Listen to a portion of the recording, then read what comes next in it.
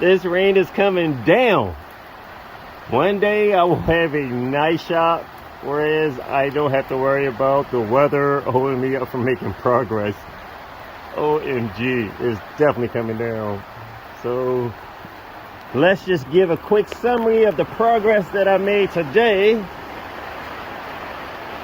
Future project. Anyway, I have my bracket installed on my Audi Q7. I modified the bracket and placed a notch in the bracket. So for example, Audi Q7 bracket and Volkswagen Passat bracket, and you can see the water's coming downhill, so I'll try to make this quick so that I don't wash away. Anyway, I notched this bracket out right here so that way I can install the bolt. I put a slot in here. I can install my alternator, the bolt from my alternator, through the slot and get the alternator on the car without having to remove or jack up the whole engine just to replace the alternator if we had alternator failure in the future. So that is very proactive. If we had to make a quick swap out at the track, instead of having to loosen motor mounts and all of that stuff, we would just have to loosen up this top bracket to take off the detensioner belt, take off the top tensioner bracket. We would then have access to the upper, lower alternator belt, pull the bolts out, this bolt is threaded completely out, the bottom one threaded out almost towards the frame rail, and then the alternator slot straight out. This is a 190 amp alternator. It is water cooled because it's producing a lot more current, 50 amps over stock. I have my line connected that's coming from the engine block. I wanted to get the rest of my electronics installed here and connect my fittings. I'll grab the hoses and everything off of my donor Audi Q7 engine that I had originally planned for my TT, and use the rest of those accessories for Teddy's block because his block is the next to come. This rain is coming and going. At first I thought it was about to lighten up and I was continuing to work again, and then it just let loose again. But either way, so I'll install the rest of that. The primary thing that I wanted to do was get a good 80%, 90% of my accessories installed first. Therefore, I will have the room and provision to know what I have to do to fabricate the extended length runners for my intake manifold and the rest of my accessories, hoses, and pipe work connected that would go back over and hook up into my heater coil, different things like that. And that will let me know what room I would have for mounting my turbo, and then I can start fabricating my turbo housing. I was originally about to slice this off even with the center line of the transmission case, which bolts the case to the bell housing, but I decided to hold off at the moment. These are some nice fittings. This is an adapter plate that we fabricated for an external oil cooler slash heat exchanger. I'm going to keep this here for the time being, just in case I have to use this base as a foot also for supporting my turbo. This is nice, it's rugged, it's heavy duty, so therefore it will support some extra weight and it's flat onto the surface. I can install a bracket and use a bracket off of here and maybe some other part of the engine if needed to help support my turbocharger, so that way if it's supported well, we have less potential for cracks. But overall, it's been a pretty good day. AC compressor installed as well. The original hose appear that they may work from the factory AC compressor, which is great. If that does, that'll save us a lot of time and error. This air conditioner is a lot larger than the original one. This was set up for an SUV, which is a lot larger than the two-seater TT. This original AC compressor that I have over here is a lot smaller.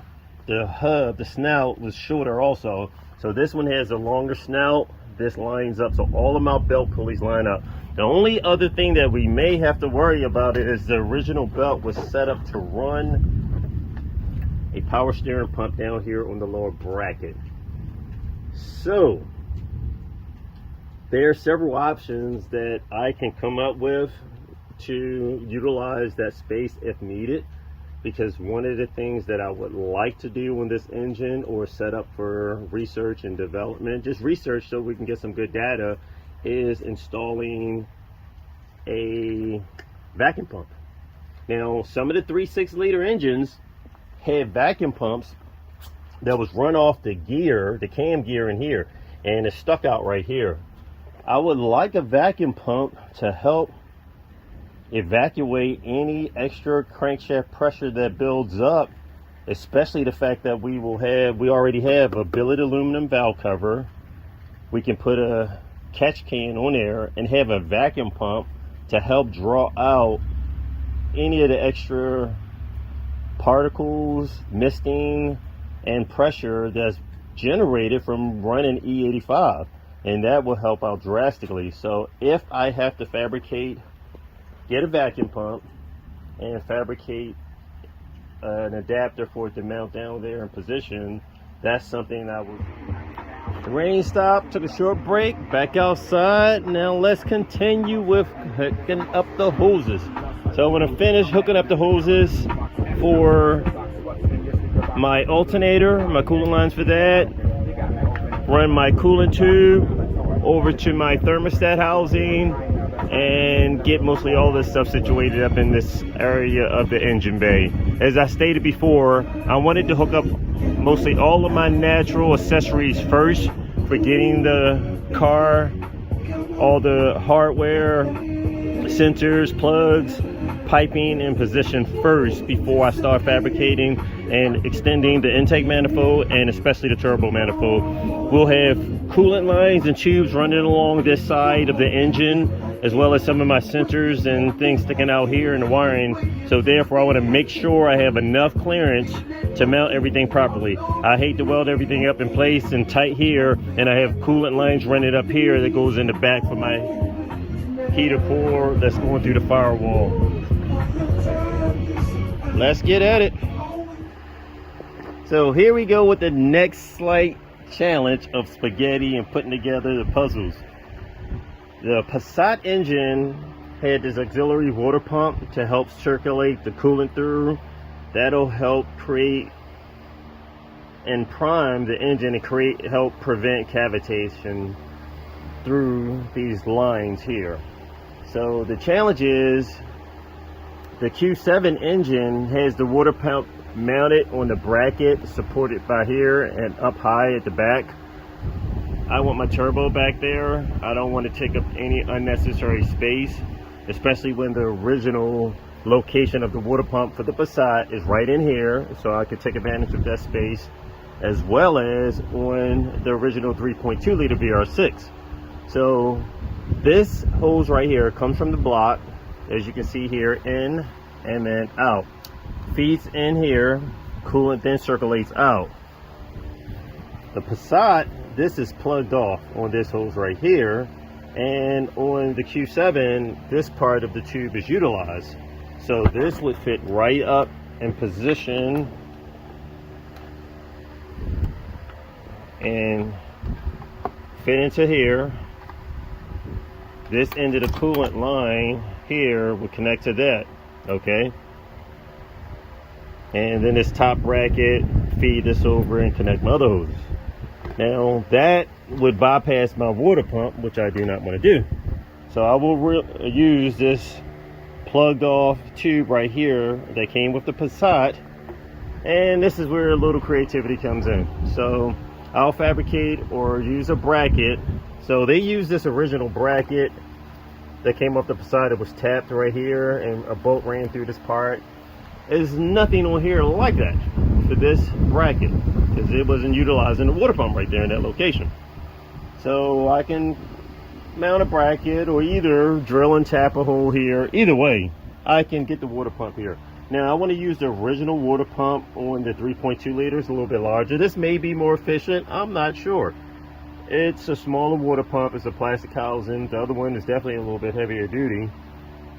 And at least we could be somewhat consistent. Either way, I can still use this also. This is probably a newer pump. But this is what I plan to do. Feed in, return out, take this line here, and take it into the water pump right here. So technically, I probably could rotate this around and it's the small holes, and it flares up larger. That would fit right here for my out. So I can run this out, let it come down into my water pump right here, and then this part circulates over, and I will go over and remove some of the original lines right here that mounted the radiator. So here's the water pump right here, squeeze in between, come off of here as I stated, run that around. This is a check valve to prevent backflow, and this connected to the lower part of our radiator housing. So I still want to utilize that. These other pieces right here, you have a part that came out of the block back behind this oil cooler, this heat exchanger, oil cooler. Fed in, return back out into the coolant tube right here, and makes its way on up to the thermostat. I can connect all of that properly with just switching the hose around, as I stated before. So I will go with the 3.6 water pump. At least that'll be consistent with the engine. And if we go to order a water pump, auxiliary water pump, that'll stay pretty much consistent instead of just running the 3.2 liter pump down here. The plug connectors should be the same. I'll test fit it first, and if they're not, then I'll utilize this for the original wiring harness. So I'll do a quick test and see how far we can get. I'm going to use the original water pump that came off of the 3.2, the auxiliary pump. The 3.6 liter plug did not fit or plug into this housing, so instead of having to splice into the original factory wiring, we can stay consistent with what the car is, so that way a lot of the original accessories for this engine will still kind of fit into position, and that's what I'm trying to do. Without having to mix and match too many parts, I want to be somewhat consistent with the original setup. So we're going to use this water pump. This now, the only thing we're doing is we're doing a little modification because we're running 190 amp alternator instead of the original 140. This port right here fed from here out of the block into the water pump housing right here, circulated through the water pump or auxiliary pump, still a water pump, through here and fed over, and this check valve connects to this hose right here. So this was the lower part of the radiator hose. This extra line right here runs up underneath the engine behind and comes up to this black tube right here. This black tube runs around up under all of this, and another check valve goes into our heat exchanger for our DQ500 transmission, and then this comes out and returns and goes up into here. Now we're going to run an auxiliary heat exchanger or cooler. I don't necessarily have to use this. I can just run this line here, and instead of returning here, just put a U or elbow and connect it right back here. If need be, we can do that also.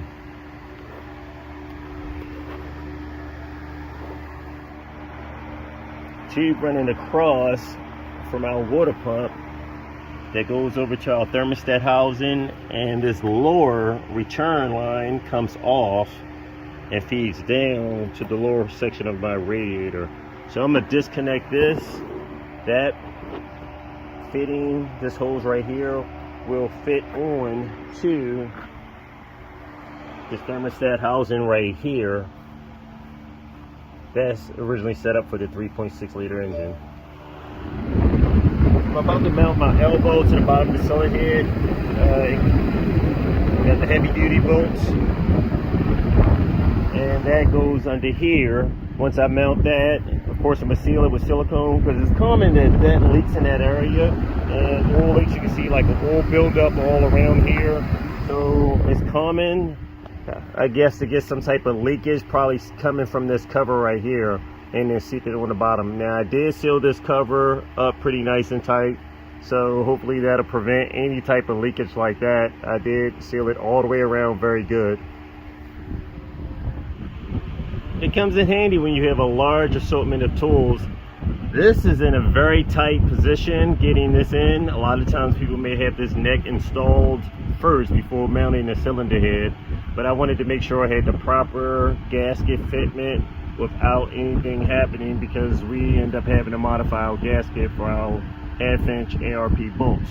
So luckily I have an angle ratchet that'll get up in this tight location very nice,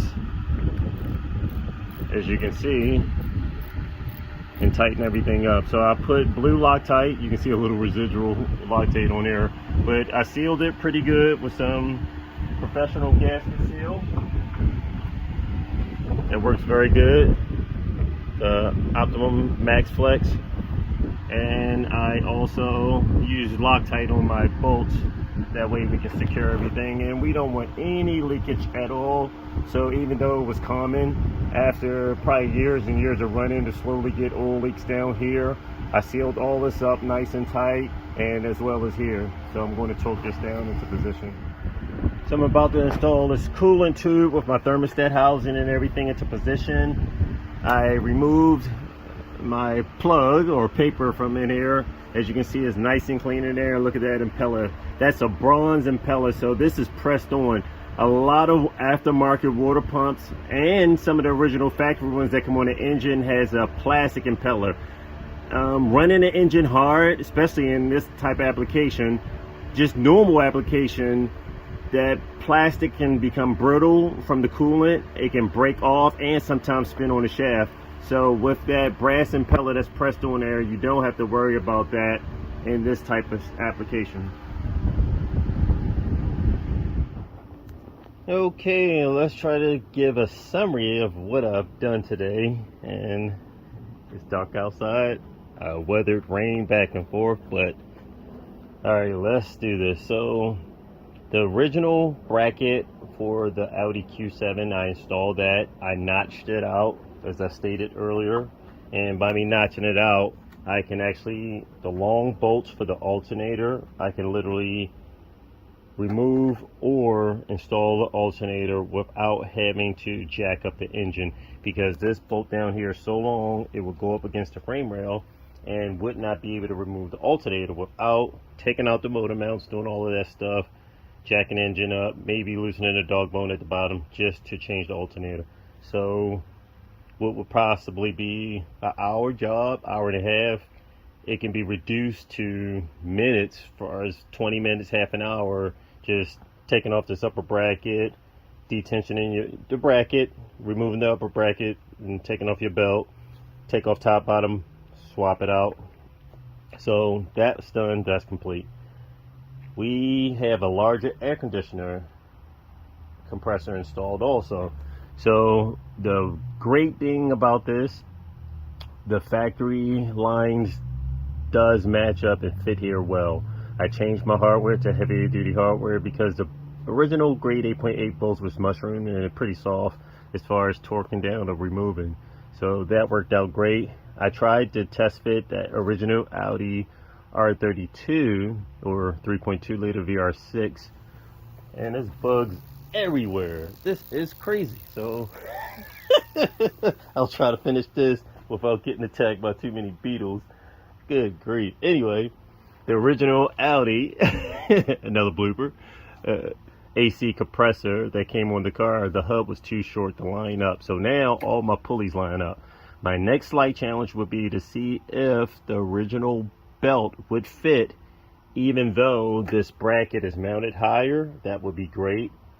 Or if I would have to use a similar belt that came on an Audi Q7 Touareg or something like that and mount something down in place of here.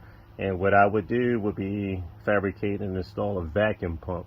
So we have a bullet aluminum valve cover, and it has valve cover vents built into it. We would install a catch can, and I would use the suction from a vacuum pump also to help evacuate any type of pressure for better ring sealing and to reduce the misting that builds up inside when you're running methanol or E85.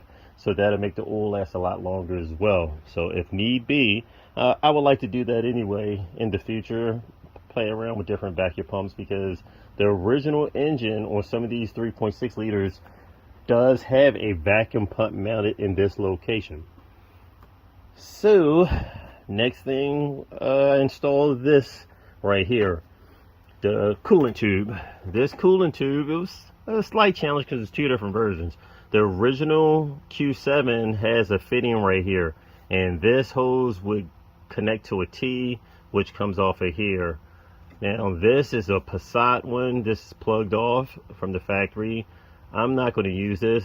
This original coolant line, or the flow from the water pump, comes out of here, circulates into this alternator, because we upgraded the alternator to 190 amp versus the original 140 amp. So we have 50 amps more current available for running a lot of our extra sensors, running our Turbo Smart straight gate, smart cools, whatever we want to run with the Motec ECU. A lot of the extra accessories, running extra O2 sensors, possibly O2 sensors in each port, exhaust gas temperature. So this extra 50 amps will come in handy with running a lot of extra electronics and accessories. So another challenge is the water pump, backup auxiliary water pump, to help purge or prime the coolant system to help prevent cavitation.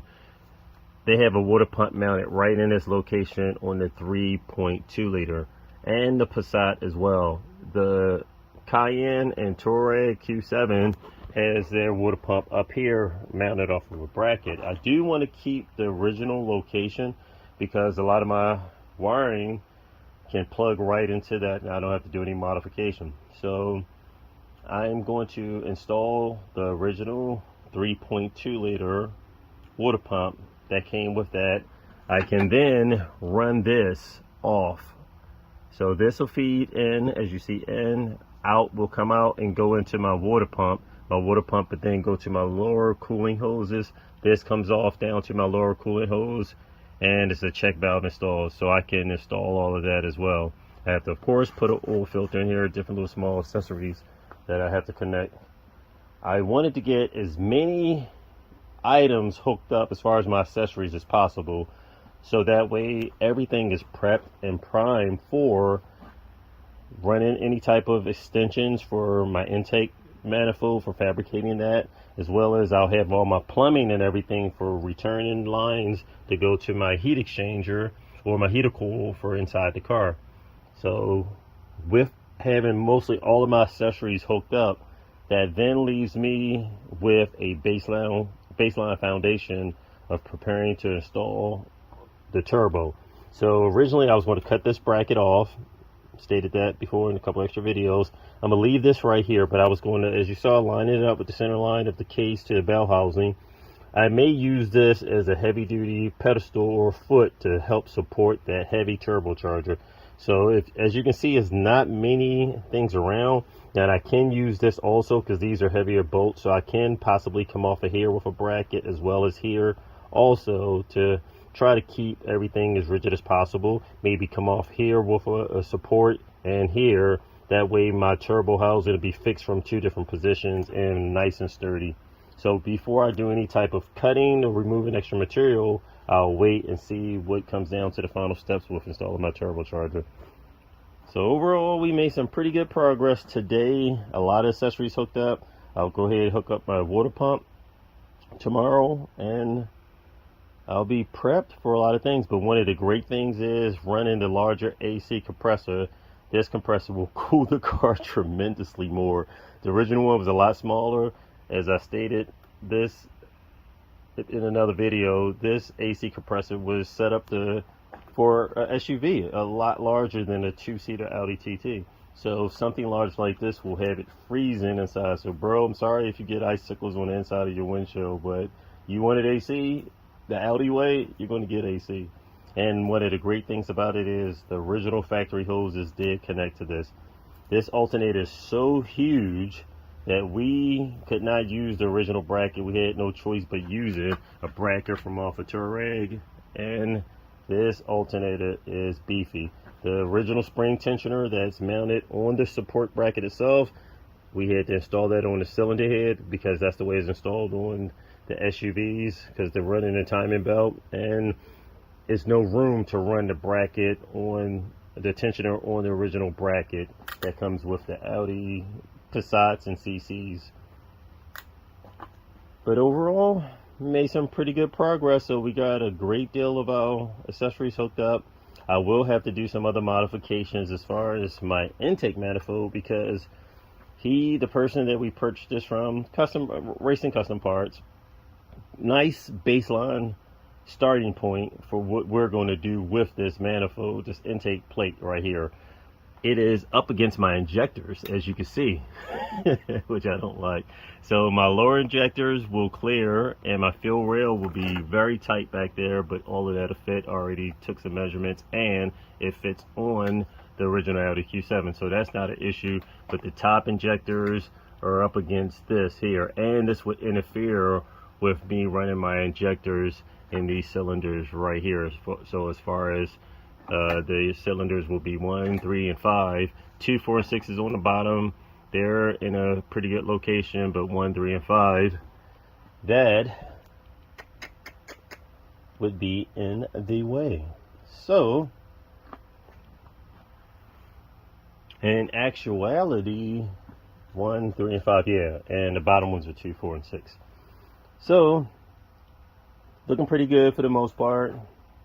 I will have to trim this bracket off, so that way we can still have our lifting point for snatching the engine out, but I can get my 90 over here, and this bracket won't be in the way when we're running our fill lines.